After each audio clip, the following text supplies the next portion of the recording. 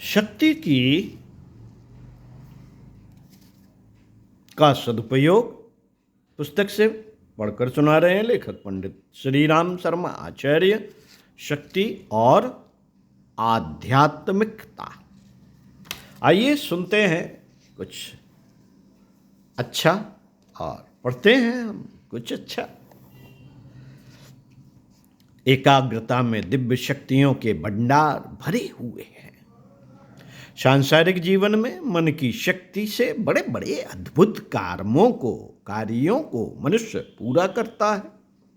इसी मन शक्ति को जब बाहर से समेट कर अंतर्मुखी किया जाता है और असाधारण कठिन परिश्रम द्वारा उसको सुव्यवस्थित रूप से आत्म साधना में लगाया जाता है तो और भी अद्भुत आश्चर्यजनक परिणाम उपस्थित होते हैं, जिन्हें रिद्धि सिद्धि के नाम से पुकारते हैं। निसंदेह आध्यात्मिक साधना के फलस्वरूप कुछ ऐसी विशेष योग्यताएं प्राप्त होती हैं जो सर्वसाधारण में नहीं देखी जाती। यदि इस प्रकार का विशेष लाभ न होता तो मनुष्य प्राणी जो स्वभावता है वैभव और आनंद को तलाश करता रहा है, इंद्रिय भोगों को त्याग कर योग की कठोर साधनाओं की ओर आकर्षित न होता। सूखी, नीरस, कठोर, अरुचिकर, कष्ट साध्य साधनाएं करने को कोई कदाप तैयार न होता यदि उसके फलस्वरूप कोई ऊंचे दर्जे की वस्तु प्राप्त न होती।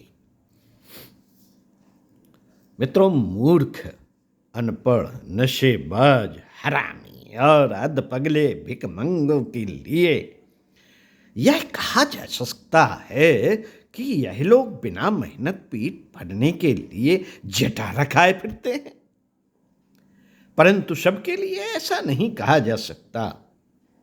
विद्या, वैभव, बुद्धि, प्रतिभा और योग्यताओं से संपन्न व्यक्ति जब विवेकपूर्वक सांसारिक भोग विलास से विरत होकर आत्म साधना में प्रवृत्त होते देखे जाते हैं तो उसमें कुछ विशेष लाभ ही होना साबित होता है। प्राचीन काल में जितने भी तपस्वी हुए हैं और आज भी जो सच्चे तपस्वी हैं वे विवेक से प्रेरित होकर इस मार्ग में आते हैं। उनकी व्यापार बुद्धि ने गंभीरता पूर्वक निर्णय किया है कि भोग की अपेक्षा आत्म साधना में अधिक लाभ है।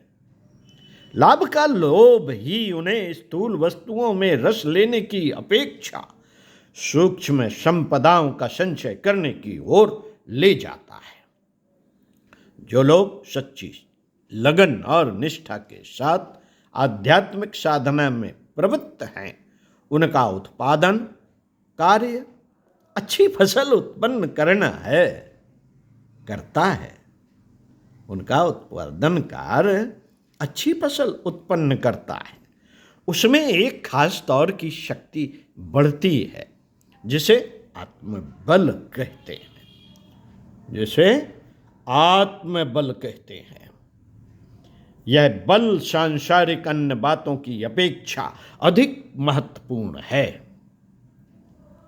प्राचीन काल में राजा विश्वामित्र को समस्त सेना और संपदा तपस्वी वशिष्ठ के आत्म बल के सामने पराजित हो गई तो दिग्बलम क्षत्रिय बलम ब्रह्म तेजो बलम बलम कहते हुए विश्वामित्र राजपाट छोड़कर आत्म साधना के मार्ग पर चल पड़े।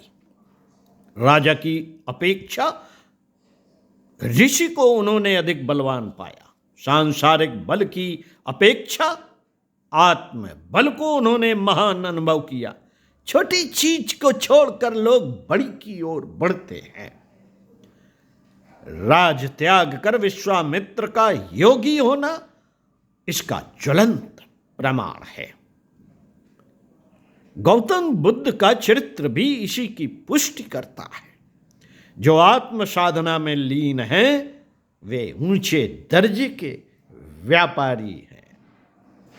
छोटा रोजगार छोड़ करके बड़ी कमाई में लगे हुए हैं। तो साथियों, शक्ति और आध्यात्मिकता का महत्व हमने जाना और समझा। इसी क्रम में आपको पढ़कर सुनाएंगे, शक्ति का ह्रास न होने दीजिए। अगर शक्ति वाकई में महत्वपूर्ण है, आध्यात्मिकता वाकई में महत्वपूर्ण है, तो शक्ति का ह्रास मत होने दीजिए।